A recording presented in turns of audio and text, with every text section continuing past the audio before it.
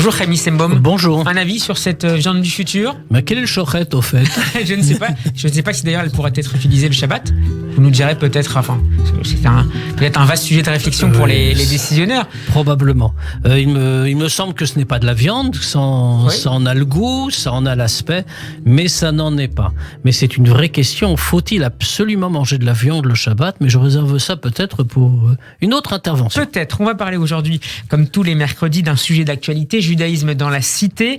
On s'intéresse avec vous cette semaine aux déclarations le week-end dernier d'Anne Hidalgo lors d'un meeting à Perpignan. Anne Hidalgo a estimé, je la cite, que le langage des années 30 qui unissait l'étranger, qui exaltait la haine des Juifs, était aujourd'hui appliqué aux musulmans. Je vous propose d'écouter la réaction ce matin du grand rabbin de France, Chaim Korsia, chez nos confrères de Radio Classique. C'est l'utilisation incessante de l'histoire qui devient compliquée, difficile. Moi, je reviens d'Auschwitz. J'étais à Auschwitz jeudi dernier avec 180 personnes, beaucoup de jeunes, et ils découvrent l'histoire et on leur explique justement que il y a des racines de ce qui se passe aujourd'hui dans l'histoire, mais pas en faisant des raccourcis, des amalgames. Et l'utilisation incessante de l'histoire est toujours dangereuse. Guillaume Tabar vient de l'expliquer. Finalement, quand on compare des choses incomparables, on peut peut-être en tirer une leçon, mais pas une comparaison. Pas une comparaison. Comparaison n'est pas raison, Rémi Sembom? Absolument. Je crois que Anne Hidalgo, sur ce sujet, alors, elle n'est soupçonnée de rien, hâtons-nous de le dire. Anne Hidalgo n'est pas antisémite, elle n'est pas négationniste. Ce n'est absolument pas le cas. Simplement, je crois qu'il y a vraiment une maladresse ici. Une maladresse et un manque de compréhension des choses, ainsi que des sentiments des gens à qui elle s'adresse et de ceux dont elle parle. Que se passe-t-il? Eh bien, on parle d'une époque qui, y compris et jusque dans notre génération, est traumatisante. Les Juifs, certes, ont été montrés du doigt, mais pas seulement. Les Juifs ont été montrés du doigt, ils ont été exclus de la société, littéralement exclus et de manière extrêmement marquée. On les a obligés à porter des signes distinctifs après les avoir chassés de toutes les positions, même les plus modestes, qu'ils pouvaient occuper dans la société. Et puis tout cela, une fois qu'ils ont été ainsi ostracisés, tout cela a conduit à leur extermination, leur regroupement et leur extermination. Et leur ostracisation, d'ailleurs, n'était là que pour les conduire ensuite à un massacre organisé, prémédité, planifié, tant par le gouvernement de Vichy, contrairement à ce qu'on a pu entendre ici et là, que par les nazis. Alors, comparer cela avec quelque événement que ce soit est quelque chose de très grave. Parce qu'ici, il y a eu une volonté délibérée d'élimination d'un peuple, le nôtre en l'occurrence.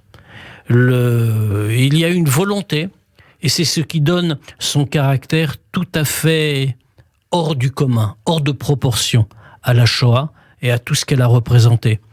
Le peuple juif on a tenté de le détruire sans raison particulière, uniquement parce qu'il était juif, parce qu'il était porteur de quelque chose. C'est ce message-là qu'on a refusé d'entendre, qu'on ne voulait plus entendre.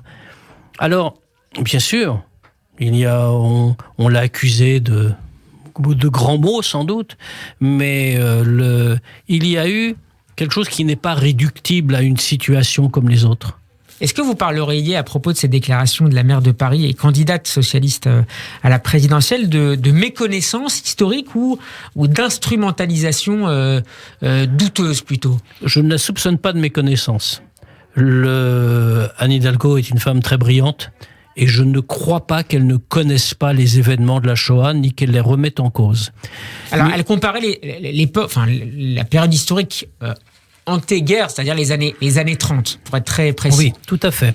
Mais ça en fait partie. Dans mon esprit, il est clair que la préparation à la Shoah est déjà un élément constitutif de la Shoah. Il est clair que l'antisémitisme des années 30 a conduit ensuite à tout ce que nous avons vu.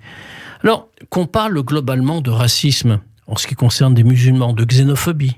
Tout cela, on peut l'entendre, bien sûr. Mais dire que cela fait spécifiquement référence à ce que les Juifs ont connu, alors que, comme on le disait, les années 30, ce qui aboutit au terrible drame de la période de la guerre, eh bien, c'est la volonté de détruire un peuple, la volonté de le définir, de le déterminer, qu'il ne puisse pas apparaître comme partie intégrante de la société. Aujourd'hui, aucune communauté minoritaire En France, fort heureusement, malgré tous les problèmes de racisme et de xénophobie indéniables, aucune communauté n'a fort heureusement à subir un tel sort. Aucune n'est désignée à la vindicte publique avec un projet quelque part de pouvoir l'éliminer physiquement. C'est pour cela que cette comparaison est grave. Parce que finalement, ça finit par dire que tous les racismes s'équivalent. Ce qui est vrai, tous les racismes sont condamnables. De ce point de vue-là, bien sûr, ils s'équivalent. Mais l'aboutissement de tous ces mouvements-là n'est pas le même. Aujourd'hui, fort heureusement, il n'y a pas de persécution organisée de quelque communauté que ce soit, y compris comme on voudra dire, des Arabes ou plus largement des musulmans. Ni de politique racialiste. Chaim Nissenbaum, on voit que cette instrumentalisation du signe Shoah, on la retrouve également, notamment chez les anti-vax. Qu'est-ce que ça dit de la société française en l'occurrence ? Je crois qu'il y a une relativisation de tout. En vérité, on se retrouve ici devant un problème de fond qui dépasse même l'antisémitisme en réalité. On se retrouve devant ce que j'appellerais une perte des références. Plus rien n'a de valeur, plus rien n'a d'importance à l'heure d'Internet, à l'heure des réseaux sociaux, à l'heure tout simplement de la mondialisation des esprits. Tout est équivalent. Si tout est équivalent, toutes les comparaisons sont permises. Or, il y a des valeurs qui ne sont pas équivalentes. Il y a des choses qui sont plus importantes que d'autres et des choses qui sont plus dramatiques que d'autres. L'assassinat d'un peuple est une chose qui dépasse toutes les horreurs qu'on peut commettre. Il y en a eu d'autres à l'époque contemporaine, mais nous parlons de l'antisémitisme. Eh bien, cela veut dire qu'il faut remettre les choses en place, qu'il faut dire que des choses peuvent être mal. Être raciste, il faut le dire clairement, est mal. Être xénophobe dans la vision juive est impensable. Mais vouloir détruire un peuple, prendre les moyens de l'exclure du circuit social pour aboutir à sa disparition, à sa destruction physique, eh bien cela, ce n'est pas seulement mal, c'est inhumain, c'est infrahumain.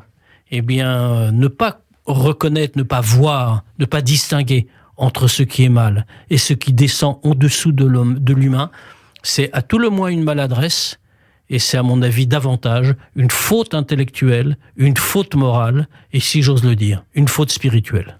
Merci beaucoup Chaim Nissenbaum, Judaïsme dans la cité, à réécouter et à partager sur radioj.fr. Merci à vous, Shabbat Shalom et à la semaine prochaine. Shabbat Shalom à tous.